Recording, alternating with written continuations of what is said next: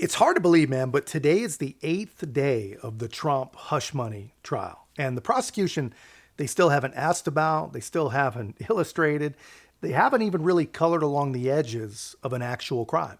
And yesterday, the state's star witness told the jury a lot of things, but told the jury two very important things. One, he told them his paper had captured stories about dozens and dozens of other powerful celebrities, right? Some of them even Democrat, Obama, Biden related politicians.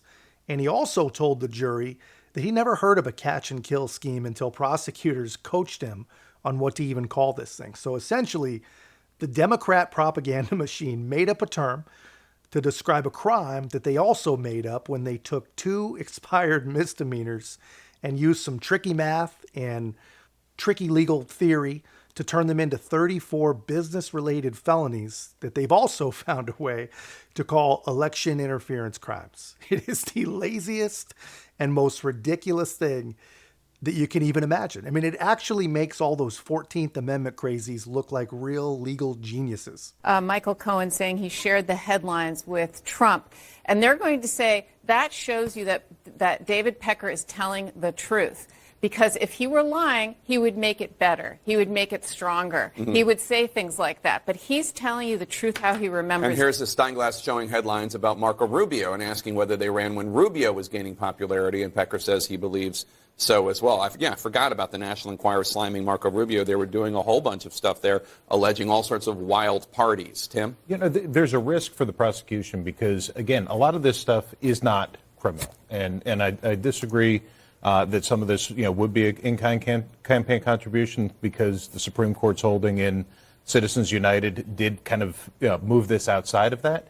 And so if they spend too much time on this, especially right at the beginning, and an appellate court looks at it and say, you've prejudiced this jury by presenting all this information that is, salacious, amoral, but not criminal, then that is the type of thing that can improperly sway the jury to the other side. So I think that to me, this may actually turn out to be a misstep by the prosecution by spending so much time on this when really this case is about the business record entries of the payments to Michael Cohen, which have nothing to do with any of this. I agree with that. They have to be careful. As they're putting up their fourth and fifth headline, they better put the brakes on that. There's an important point about credibility when it comes to David Pecker. The Southern District of New York looked very carefully at this case, ultimately decided against charging Donald Trump. But in the course of doing that, they assessed David Pecker and Michael Cohen. They gave David Pecker a non-prosecution agreement, which means they trusted him. You don't give a non-prosecution agreement unless you're comfortable putting that person on the stand. They rejected Michael Cohen. They wrote a sentencing letter to the judge saying, we did not find him fully credible. Keep that in mind. Not binding on the jury, but important indicator. And just Jamie, I'll get to you in a second, but just like December 2015, National Enquirer has a headline, Family Man Marco Rubio's Love Child Stunner. I mean, just complete and utter filth and complete and utter nonsense. And again, these are not victimless crimes. Marco Rubio is a family man. He's a father with a happily married wife and 4 children. It's just absolutely disgusting. And this is not just fun and games and what politics or journalism are about at all. I'm not the lawyer, so you guys may be right on that. It's remarkable to watch, man. I mean, the same people that will seriously tell you, that Trump is a dirty, rotten criminal. He's been breaking the law every day of his life. They'll say everything the guy does is a crime. They believe this. There are people that they believe this in their bones. They've been trained. They've been coerced. They've been abused. They believe it. They believe anything. They really, really believe that. But somehow those same people are not able to question how, if that's true and the guy really is some master criminal, why do they need to use legal tricks you've never heard of and will never, ever use again to turn two so-called crimes that no more, crimes that really aren't any more serious than just going over to your neighbor's house and breaking a window. They've turned 2 of those into 34 election interference stacked felonies.